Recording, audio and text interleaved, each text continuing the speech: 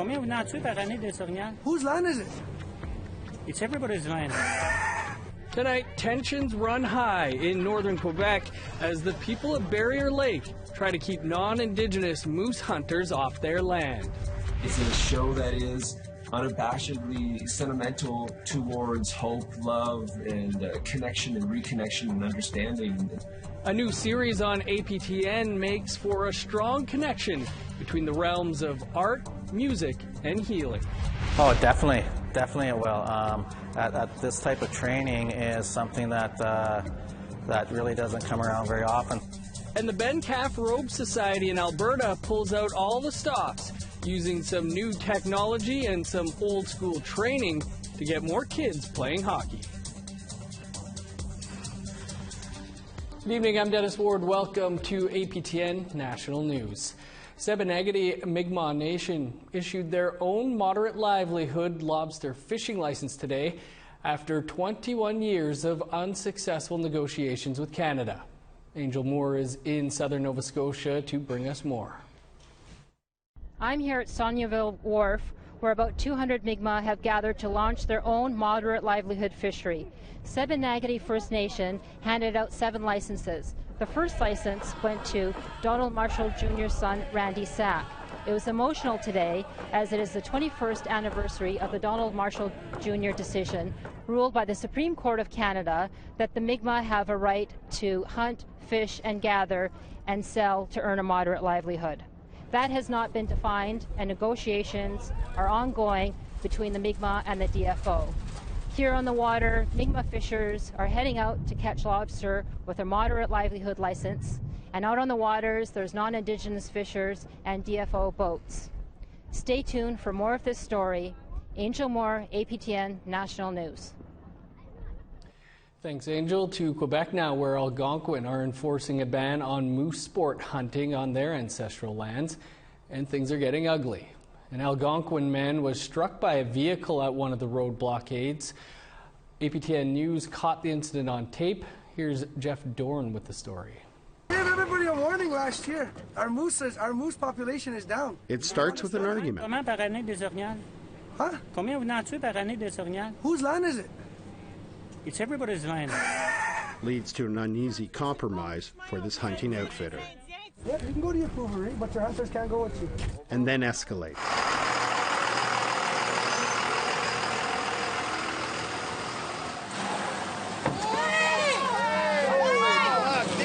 Gina, are you all right? Yeah.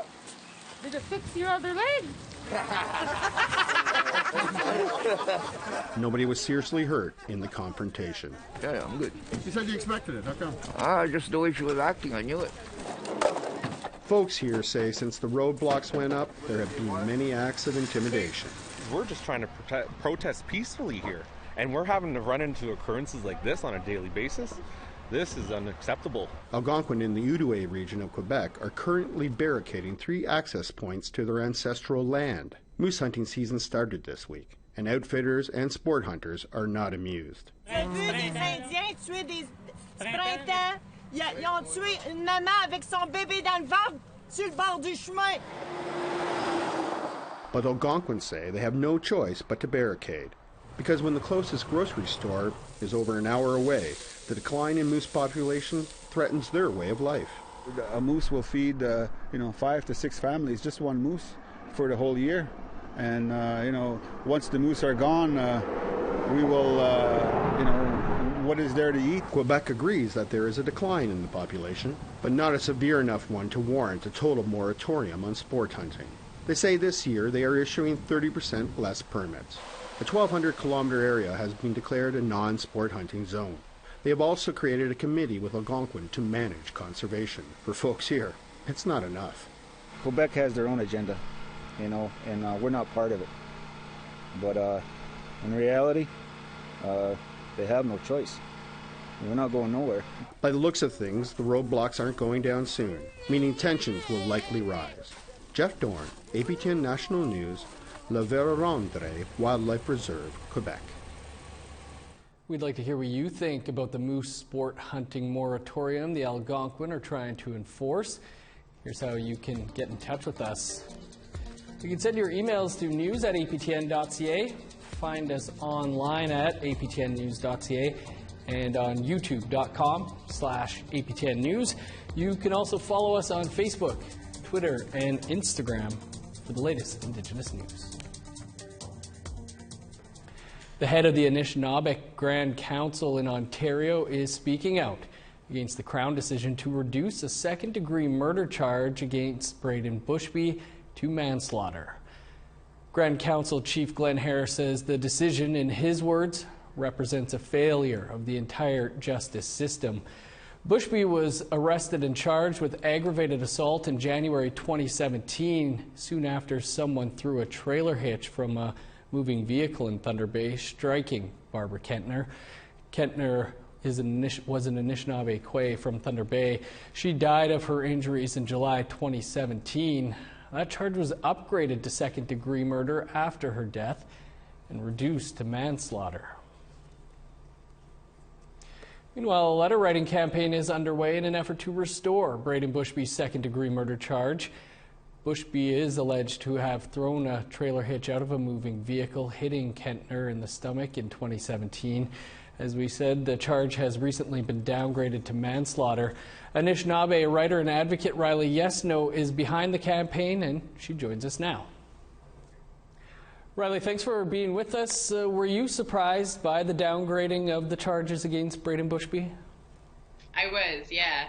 And I maybe shouldn't have been, because, you know, this is such a common occurrence for Indigenous people, and especially Indigenous women, getting, you know, the perpetrators of the violence on lesser charges or letting them off easy for the violence that they commit. But it was surprising to me. And I think, you know, after hearing Colton Bushey and Tina Fontaine's name in the news and, you know, talking about reforming the justice system for all these years, it just wasn't something that was necessarily on my radar.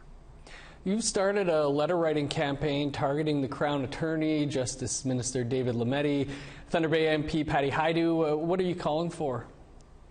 Yeah, so I am calling for them to basically speak out against sort of what I feel, and now at this point public support has also echoed, this really unjust sort of trial that's happening.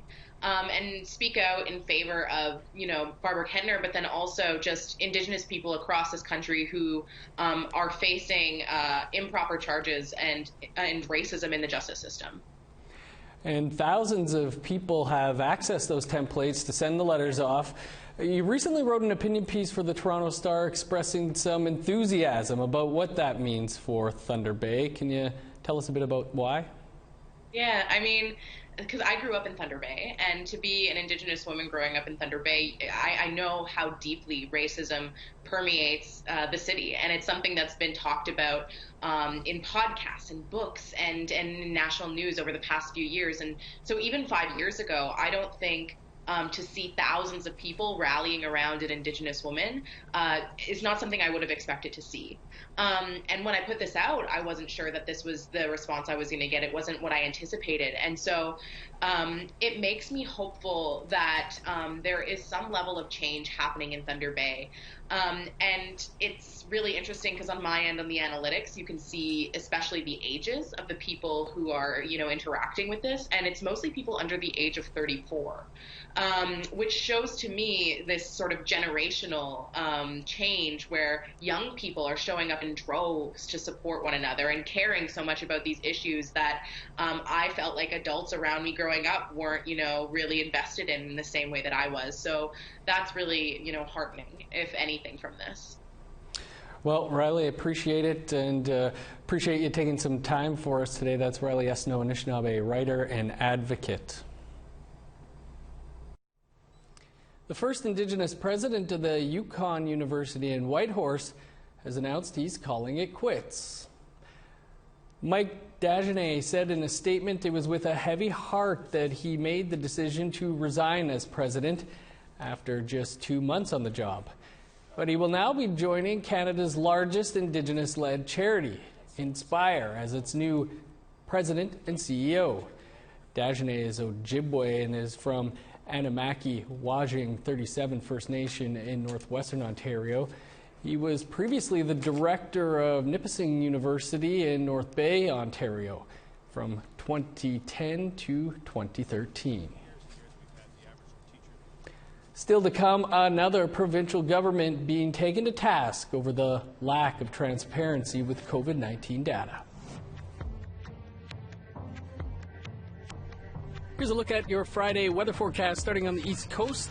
21 with showers for St. John's, 19 and rain in Halifax, 6 with rain in Nain, 7 in Kuujjuaq, 14 for Montreal, 11 and partly cloudy in Saguenay, 14 under sunny skies for Toronto and Peterborough, 13 in Ottawa, 14 in Thunder Bay, 12 for Sioux Lookout, 8 in Churchill, 14 for Norway House and God's Lake, 15 in Winnipeg, 13 for Barons River and Princess Harbor, 23 for Regina and Estevan, 24 in Swift Current, 16 in Uranium City and La Ronge.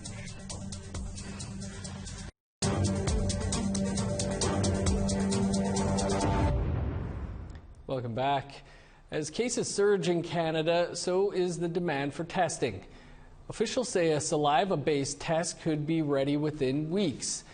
It's less invasive than the deep nasal swabs being used right now. Dr. Dick Menzies is a senior scientist at the Research Institute of McGill University's Health Centre. He says he doesn't understand why Canada hasn't implemented saliva-based tests already. People believe that it's not as accurate, and yet, when you take a lot of studies and you do, a kind of what we call a meta-analysis, you find that actually the sensitivity is about the same. Interestingly, it may be a little better in asymptomatic people, so people with milder disease.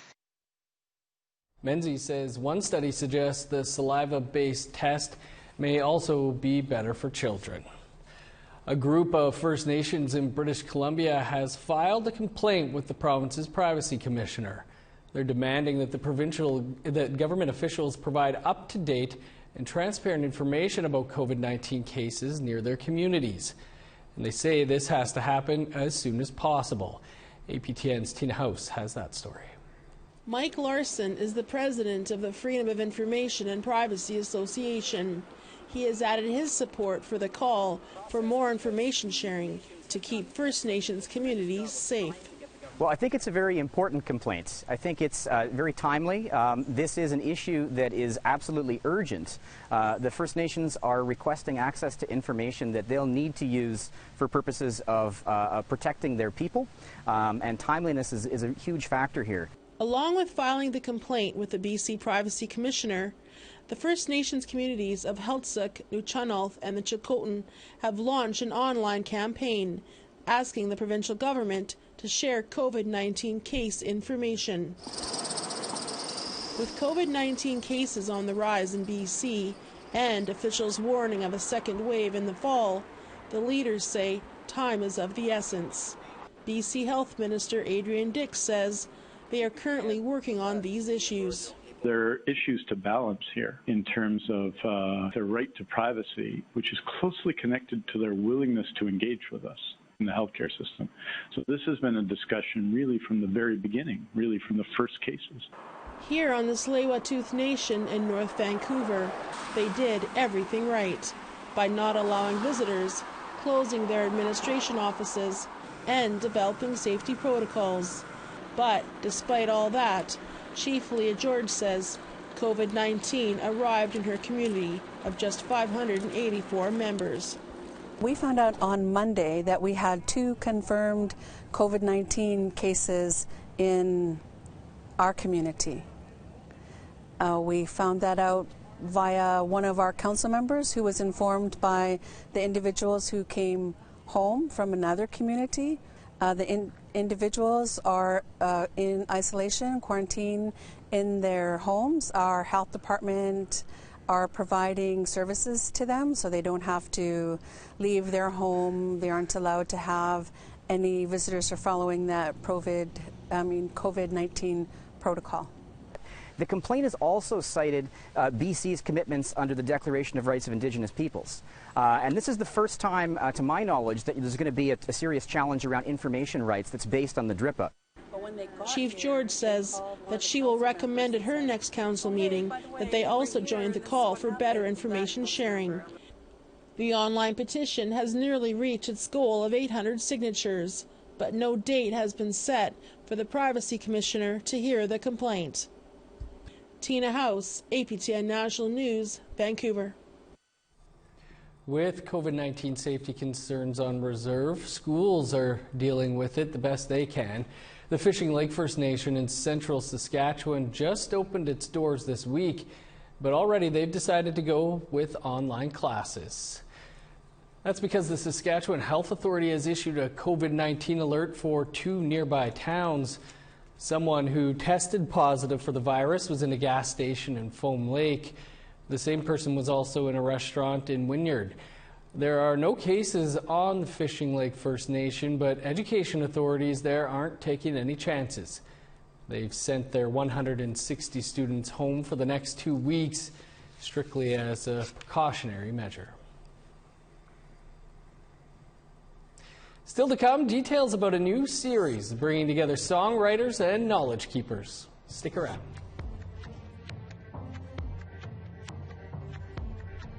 Here's a look at the rest of your Friday weather forecast, picking back up in northern Alberta.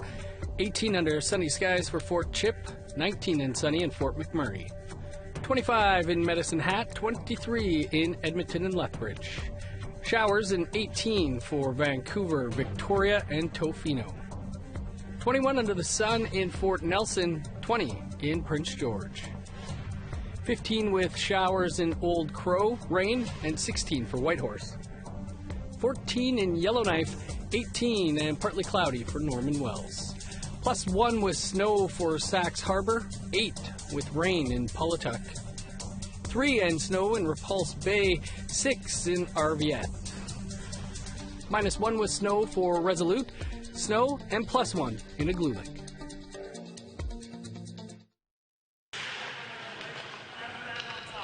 About 25 youth ages 8 to 18 were skating and performing drills with former NHLer Jason Strudwick earlier this week. For 4 days a week until mid-December, these kids will be on the ice, playing hockey in virtual reality and in the gym, learning new skills and getting fit. The Ben Calf Robe Society is a non-profit group in Edmonton focused on helping children. Claudette DeWitt is their director. So what we're asking the families is to, if they can afford to pay their fees. If they can't afford to pay, we're all working collaboratively to look at sponsorships or donors to put the kids through the academy. Trevor Berard owns the virtual reality hockey trainer, TK Hockey. He is the director of hockey operations for the academy. He says the skills learned at the academy, the on-ice, the virtual reality training, and the strength and conditioning coaching will improve a youth's hockey skill.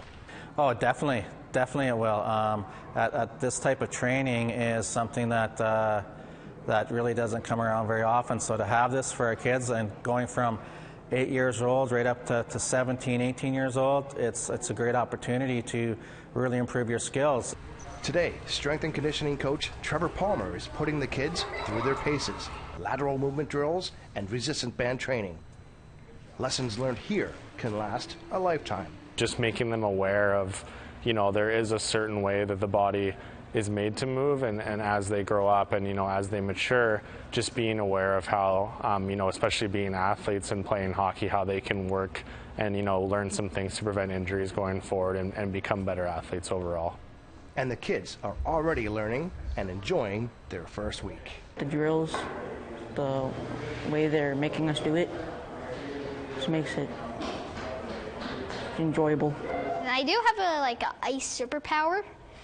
It's, okay, I can skate super fast. Yep. That's why I always want to be like a hockey player. Yep. And you're going to be a professional hockey player when you get older? Yep, because I can skate really fast. The Academy says they are welcoming additional students and sponsors. Chris Stewart, APTN National News, Enoch, Cree Nation.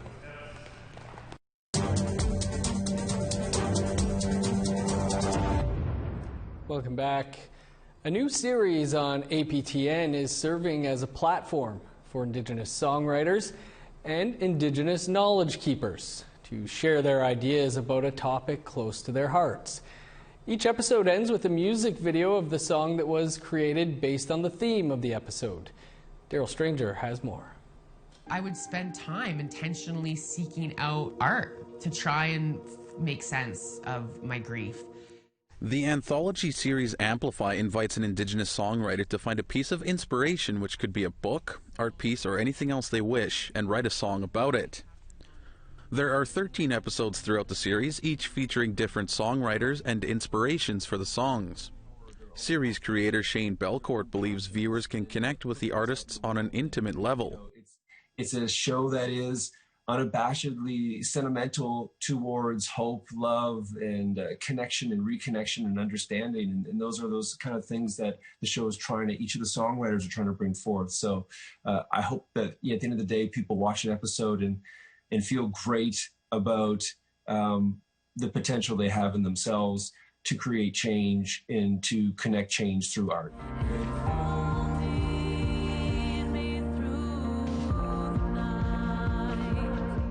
Tara Williamson is a Victoria-based singer-songwriter. Her episode and music video was inspired by a work of art by Anishinaabe artist Daphne Ojig. After losing her son in 2016, Williamson sought out art as a way to help cope. After that, I it's a disaster and it was awful. And I really did. I looked for art. Like I looked to art, I looked to music. I really did. I sat and would Google images like mother and child, and I sought out art about mothers and children. And this piece really, really stuck with me, and it had stuck with me for a long time. Williamson believes the series' focus on Indigenous art, culture, and justice give it a unique edge over other series or documentaries. Being an Indigenous artist isn't just about happening to be Indigenous and making art. It sort of openly celebrates the fact that we're influenced by other Indigenous artists, the things that happen to us, because we are an Indigenous people, and it doesn't make that be a sideline or make it be sort of a token piece. It makes it be the center of it. And I think that's what separates it from other series. Amplify airs weekly on APTN, the English version every Friday, and an Ojibwe version on Thursdays the week after. Daryl Stranger, APTN National News, Winnipeg. Seen the previews online for Amplify. It looks amazing. A youth Indigenous hockey academy opened its doors this week in Migma Nation, just west of Edmonton. The organizers say it's the first of its kind in the Edmonton area. APTN's Chris Stewart spent a day there. About 25 youth, ages 8 to 18, were skating and performing drills with former NHLer Jason Strudwick earlier this week. For 4 days a week until mid-December, these kids will be on the ice, playing hockey in virtual reality and in the gym, learning new skills and getting fit. The Ben Calf Robe Society is a non-profit group in Edmonton focused on helping children. Claudette DeWitt is their director. So what we're asking the families is to, if they can afford to pay their fees. If they can't afford to pay, we're all working collaboratively to look at sponsorships or donors to put the kids through the academy. Trevor Berard owns the virtual reality hockey trainer, TK Hockey. He is the director of hockey operations for the academy. He says the skills learned at the academy, the on-ice, the virtual reality training, and the strength and conditioning coaching will improve a youth's hockey skill. Oh, definitely it will. This type of training is something that really doesn't come around very often. So to have this for our kids, and going from 8 years old right up to 17, 18 years old, it's a great opportunity to really improve your skills. Today, strength and conditioning coach Trevor Palmer is putting the kids through their paces, lateral movement drills, and resistant band training. Lessons learned here can last a lifetime. Just making them aware of, there is a certain way that the body is made to move, and as they grow up and, as they mature, just being aware of how, especially being athletes and playing hockey, how they can work and, learn some things to prevent injuries going forward and become better athletes overall. And the kids are already learning and enjoying their first week. The drills, the way they're making us do it, just makes it enjoyable. I do have a ice superpower. It's okay. I can skate super fast. Yep. That's why I always want to be like a hockey player. Yep. And you're going to be a professional hockey player when you get older? Yep. Because I can skate really fast. The Academy says they are welcoming additional students and sponsors. Chris Stewart, APTN National News, Enoch, Cree Nation. And that is all the time we have for your APTN National News for this Thursday. For much more, you can visit our website, aptnnews.ca, and never miss a headline by downloading the APTN News app. I'm Dennis Ward. Thanks for tuning in. We'll see you back here tomorrow.